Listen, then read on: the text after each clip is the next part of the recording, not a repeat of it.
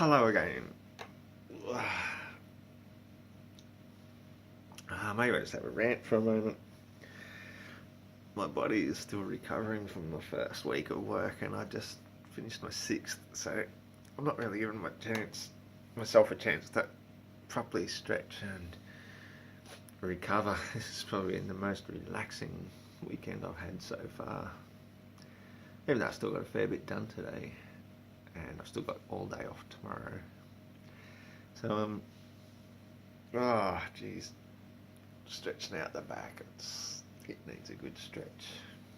Anybody do massages? I'll work out some kind of exchange. It's been an interesting journey, this flat Earth journey, I have to say. Every day, actually, I'm losing just a little bit more faith in the flat Earth, which is really weird because I did do a total 180 in my head to accept it in the first place. And now that the more I'm looking into it and the more popular it's becoming, okay, like as soon as something becomes popular, then you get every freaking weirdo from every angle jump on board with their, it's not even pseudoscience, it's just pseudo knowledge.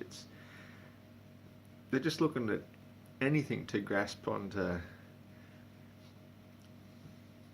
a different form of indoctrination, like what they get from the Bible. I mean, they're quoting biblical stuff left, right and centre to prove the earth is flat, looking for one or two things in reality that match a biblical quote from a couple of thousand years ago, when they didn't have the technology we have today, and try to use that to reinforce a belief system into what the earth really is. So it's proof of God.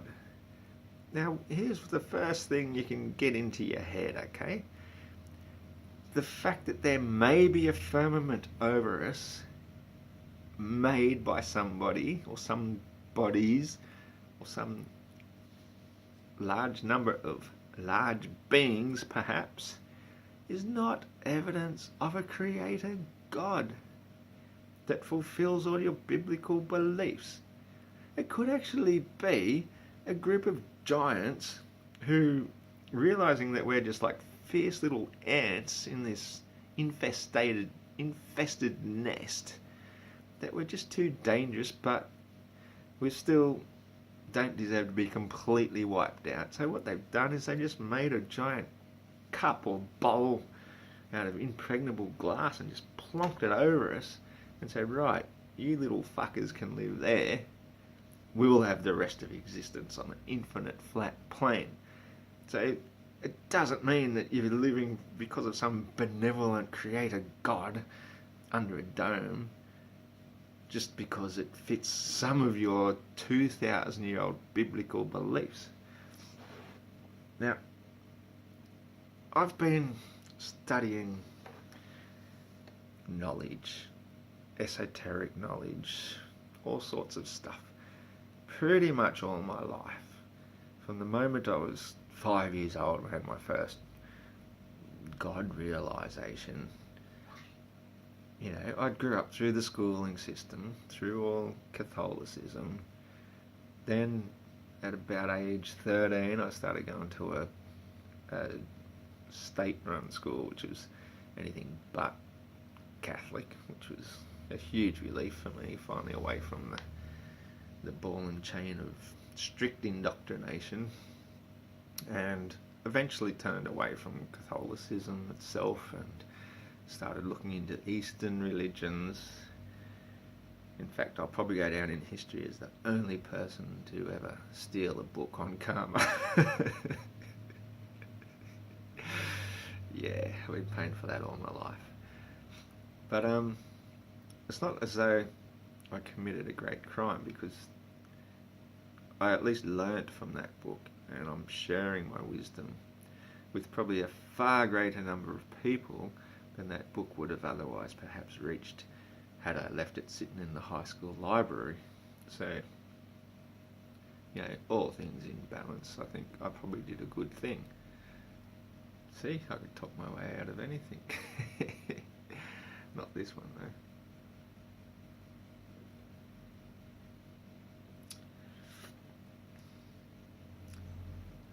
So I find it quite annoying that now that flat Earth is becoming more mainstream and more accepted, that people are using it to back up their friggin' religion. It drives me up the wall. I've gone over it a million times. I'm a huge believer in ancient wisdom, ancient knowledge. A lot of things we know in our bones, in our DNA, in our very makeup, because that is what Jesus taught in the Essene Gospel of Peace, is that we are the living children of the Father in heaven and Mother Earth and all the angels in between. It can take you many years of study to grasp that simple concept, and so it would sound ridiculous to somebody who hasn't done the study, who doesn't understand what the angels of Mother Earth even mean.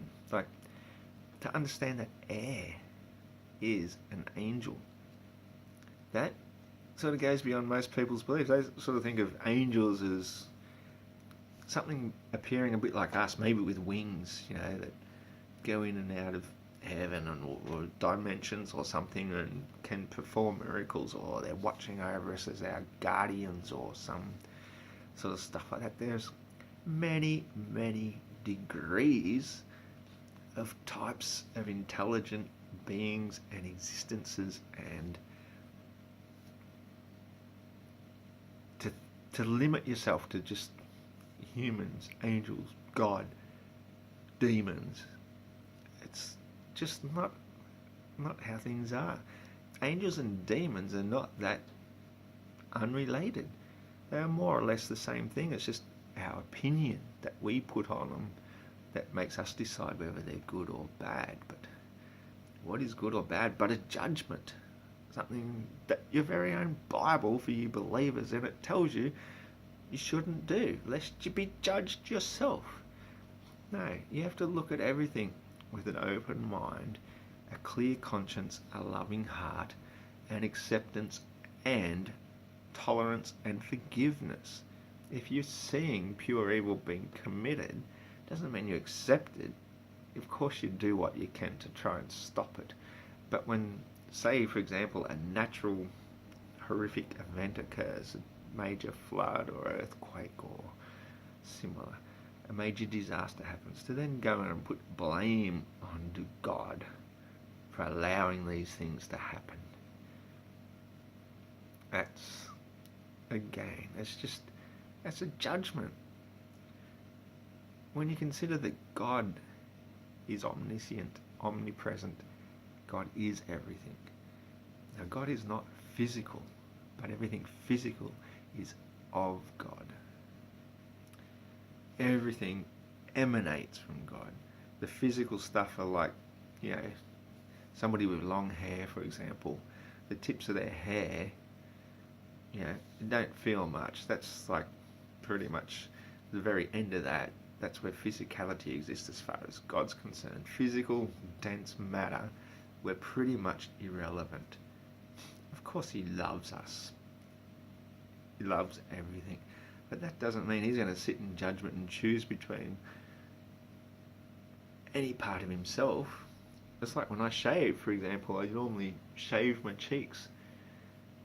Does that mean I don't love this hair so much because I'm slashing it away to... it's just not how it works. Whatever happens anywhere, of anything, is God experiencing God's self. So any pain and suffering that you're feeling, it's only a temporary thing anyway. It might feel bad at the time, and it might feel like it's dragging on for a long time, but eventually there's going to be a happy end to it, and everything happens as a result of consequence and action. So everything, pretty much, if you own up to the pain that you're in, as hard as it is sometimes, trust me, it is hard, but you have to just convince yourself, well, this is a result of my past actions, my past behaviours, or perhaps it's something I'm going to do in the future. So I'm just going to grin and bear this now as best I can, carry my cross, so to speak, and pay the price of my own sins, and not blame anybody else for what I have brought upon myself. So this collective flat earth thing, yes, it's great to realise we're not on this spinning ball. We don't have a magical clinging atmosphere as we're whizzing through a vacuum of space. That is a brilliant and awesome thing to finally understand and bring us to some sort of sanity to our situation here on Earth. And it's going to be the biggest uniting thing in the history of mankind, to wake up to the realization of flat Earth. I fully believe that, but to get it tangled up with superstitious beliefs from some dark ages that's mostly been written and manipulated and chopped and changed and rewritten and selectively edited and censored, in other words, over hundreds of years by people with agendas. You know, you're fooling yourself. You're getting stuck in the same sort of indoctrination that had you stuck in believing in a globe Earth in the first place. And it does you nor anyone any good to limit yourself to beliefs. Like the other day, I just completely flattened the flat Earth belief just by simply pointing out a very obvious, glaringly obvious fault in every single flat Earth model. And I understand both models probably better than most people. You know, I've spent countless hours studying or absorbing the knowledge of how both work. And yes, the oceans are flat. Yes, the sun goes around us. Yes, the moon cycles make a lot of sense being lit by sunlight as the moon lags by an hour each day. You know, I can explain most anything about the flat Earth. What I cannot explain is why a circling sun, which is like on an hour hand of a 24-hour clock going around us, works perfectly fine until you come to the realization that you've got southern continents getting 15 to 17 hours of daylight each on the same day, while the north is in perpetual darkness. The sun cannot be here and here at the same time, or here and here, or anywhere on the flat plane to allow this to happen in the south. But when you curve the south up, and the sun actually moves up for the southern summer and down for the northern summer, as it still does a 24-hour cycle. It's like on a spring going up and down every 6 months, or 12 months basically, to complete a full cycle. That's the only sensible conclusion that I can currently come to, which sort of puts the whole world then into a completely different model altogether.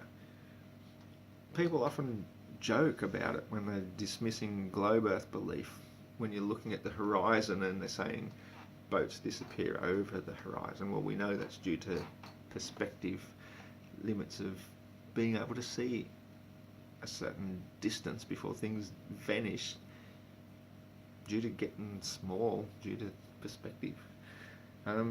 Is that they laugh about, well, we're not on a paper roll tube type world where the horizon is perfectly flat and anything that goes beyond it, because if we're on a sphere, then it should be also curving this way. And there are places I can easily go to, take a picture where you can see at least 100 miles. I'm just estimating it. I would say it's more like 200 miles from one end of the horizon to the other of just perfect oceanic horizon.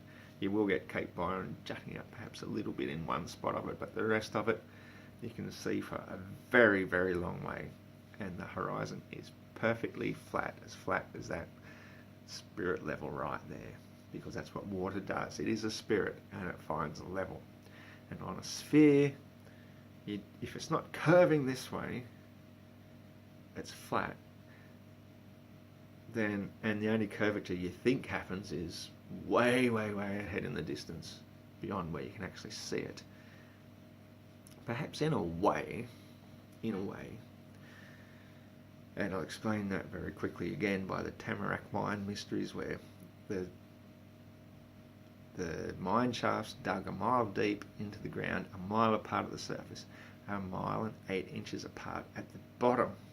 Again, that gives you this impression that it gets bigger further down, which again adds credence to the convex model that we're on the inside of a massive sphere, and that the spinning of that gives you that centripetal force or gravity. Not that I think you need it again, because density does work just fine, but it is still a force. If they're going to talk about the force of gravity, being on the outside of a spinning ball means you're getting flung off, not attracted to the mass, just because it's big.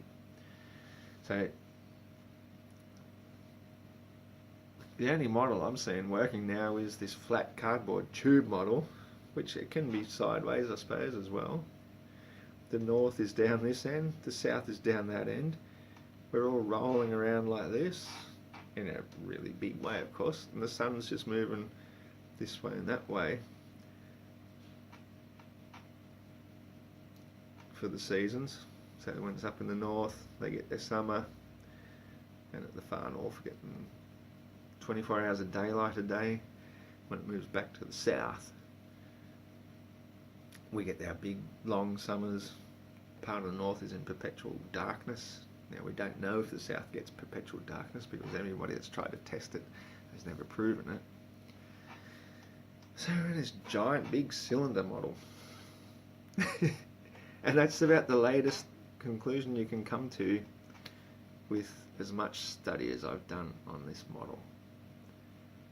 Which kind of brings back the spinning ball Earth model as making some amount of sense too.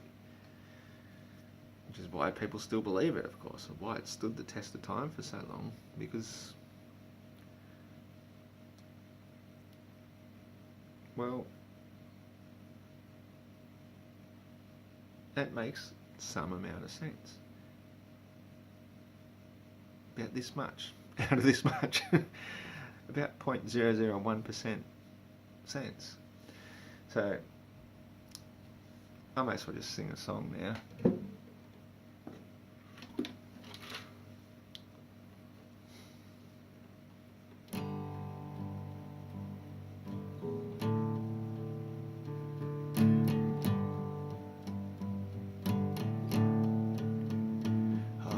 Drinking and we're dancing and the band is really happening, and the Johnny Walker wisdom running high, and my very sweet companion, she's the angel of compassion, and she's rubbing half the world against the thigh, and every drinker, every dancer lifts a happy face to thank her, and the fiddler fiddles something so sublime.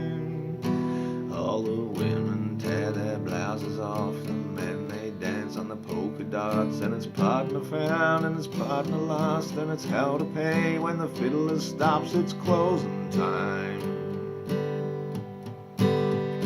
Yeah, the women tear their blouses off, the men they dance on the polka dots, and it's partner found and it's partner lost, and it's hell to pay when the fiddler stops. It's closing time. When only we're romantic and the cider's laced with acid, and the Holy Spirit's crying, where's the beef? And the moon is swimming naked, and the summer night is fragrant with a mighty expectation of relief.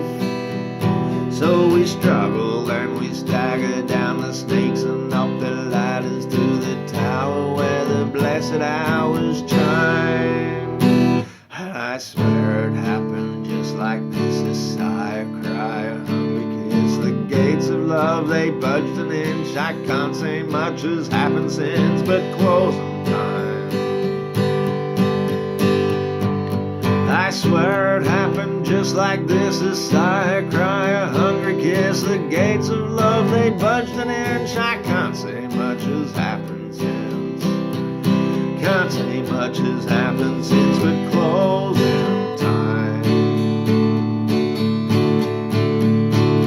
Well, I loved you for your beauty, but that doesn't make a fool of me. You're in it for your beauty too. I loved you for your body. There's a voice that sounds like God to me, declaring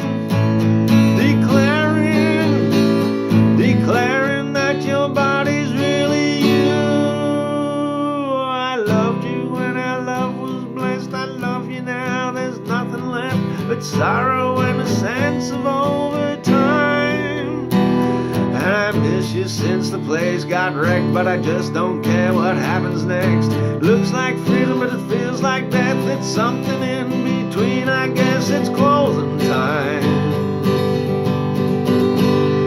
Yeah, I miss you since the place got wrecked by the winds of change and the weeds of sex. Looks like freedom, but it feels like death. It's something in between, I guess. It's closing time. Yeah, we're drinking and we're dancing, but there's nothing really happening.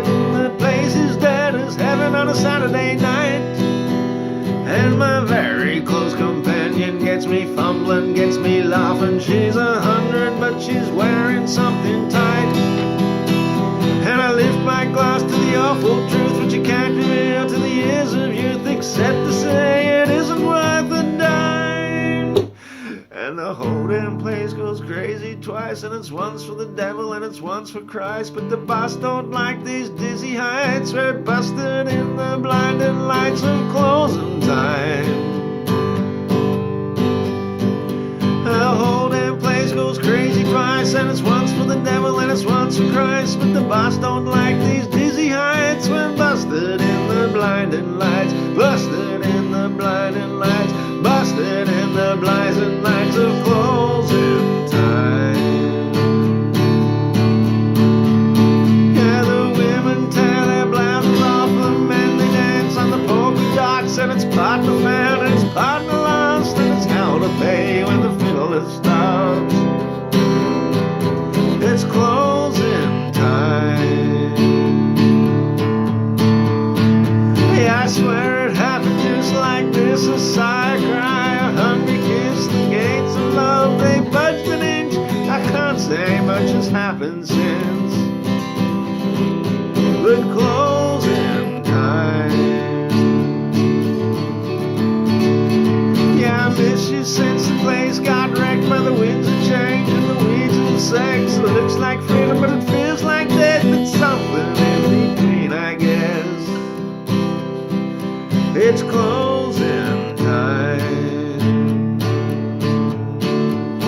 Yeah, the whole damn place goes crazy twice, and it's once for the devil and it's once for Christ. But the boss don't like these dizzy heights. We're busted in the blinding lights, busted in the blinding lights of closing time. Closing time. Closing time. Closing time. Closing time. Closing time. Closing time. Closing time. Closing time.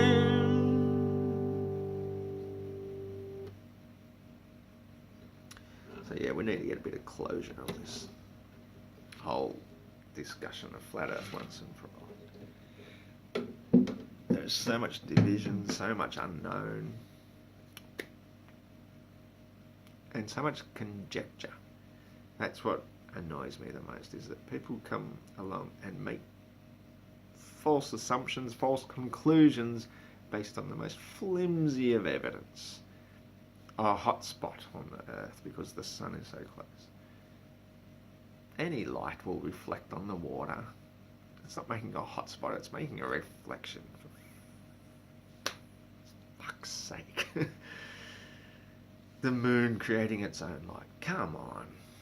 It doesn't create its own light. If it created its own light, then on a crescent moon in the middle of the night time, the whole dark part would also be lit. Why is it only just making it out of one part of the face of the moon when it's obviously reflecting sunlight? There are so many things that people jump to premature conclusions about and think that they have all knowledge. The only thing you know for sure is that you know nothing.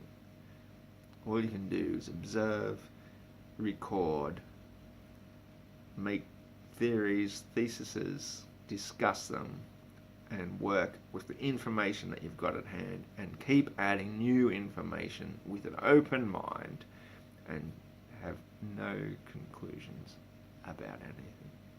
It's closing time. Let's close this ridiculous division and just accept we live on a beautiful Mother Earth who gives us everything. The air we breathe, our hearing, our sight, our sense of smell, the beautiful things to smell, the beautiful things to look at, the wonderful things to hear. Forget about this sun worship. Mother Earth worship is where it's at. And that's where you'll find true healing. You'll begin to understand the true word of the living God in your living being. And then you may be able to speak from true knowledge because you are the living word of God. Until then, you're just a broken record, a screeching parrot, a stupid scrambling monkey. Become the living word of God. Then speak.